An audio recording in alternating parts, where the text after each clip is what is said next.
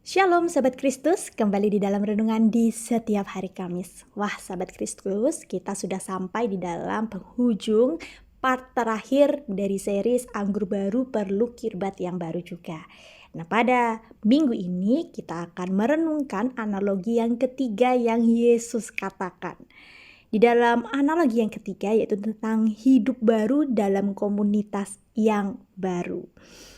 Analogi ini Yesus pakai juga sangat mind blowing gitu ya. Kalau kita melihat di dalam Markus pasal 2 ayat 22 dikatakan, demikian juga tidak seorang pun mengisikan anggur yang baru ke dalam kantong kulit yang tua.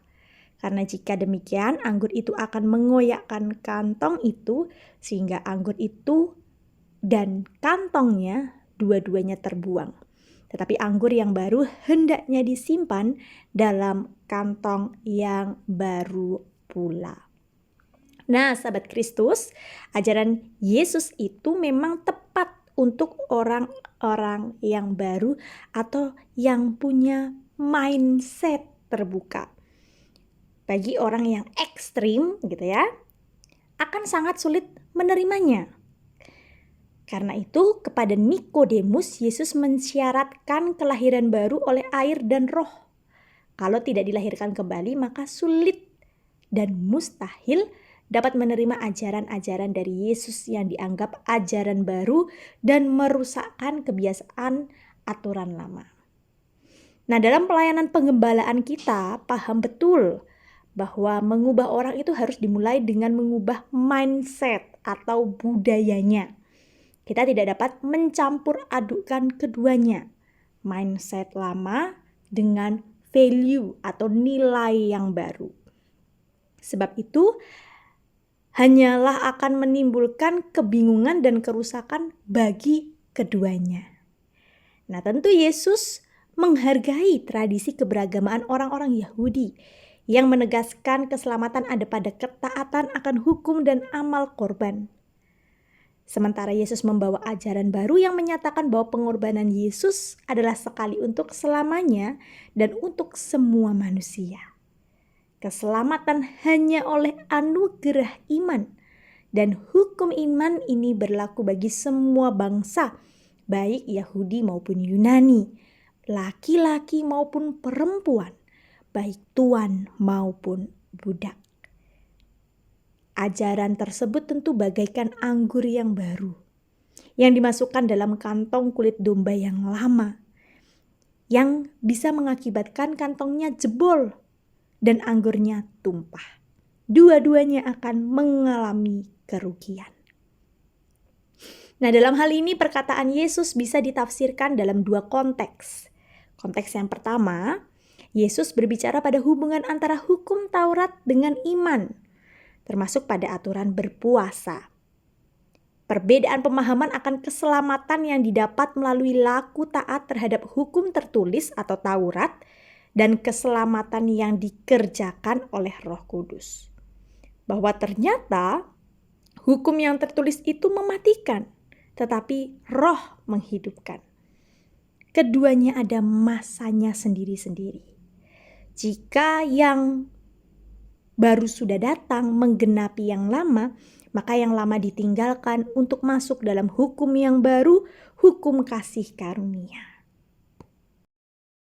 Berpuasa bukan lagi berpantang pada apa yang masuk ke dalam mulut kita, tetapi terlebih penting menjaga apa yang keluar dari mulut kita.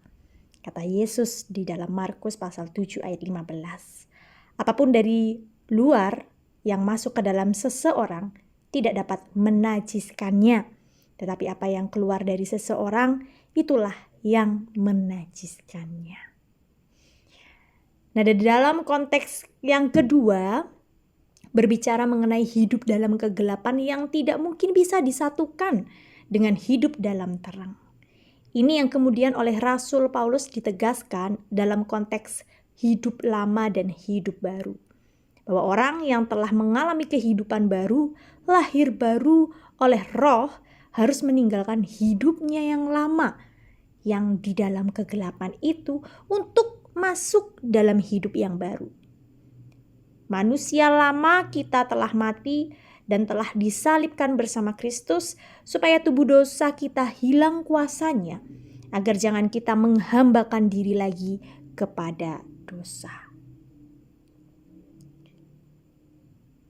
Efesus 4 ayat 22-24 berkata, "Yaitukah bahwa kamu berhubung dengan kehidupan kamu yang dahulu, harus menanggalkan manusia lama yang menemui kebinasaannya oleh nafsunya yang menyesatkan, supaya kamu dibaharui di dalam roh dan pikiranmu, dan mengenakan manusia baru yang telah diciptakan menurut kehendak Allah di dalam kebenaran dan kekudusan yang sesungguhnya." Jadi sahabat Kristus, siapa yang ada dalam Kristus, ia adalah ciptaan baru. Yang lama sudah berlalu, sesungguhnya yang baru sudah datang. Jadi dari kedua konteks ini, kita makin mengerti apa yang dimaksudkan oleh Tuhan Yesus saat menyatakan bahwa anggur yang baru hendaknya disimpan dalam kantong yang baru pula.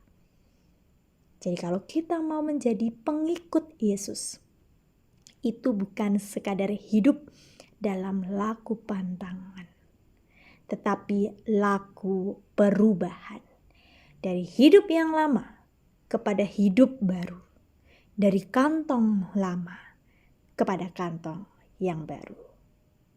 Tuhan Yesus memberkati. Amin.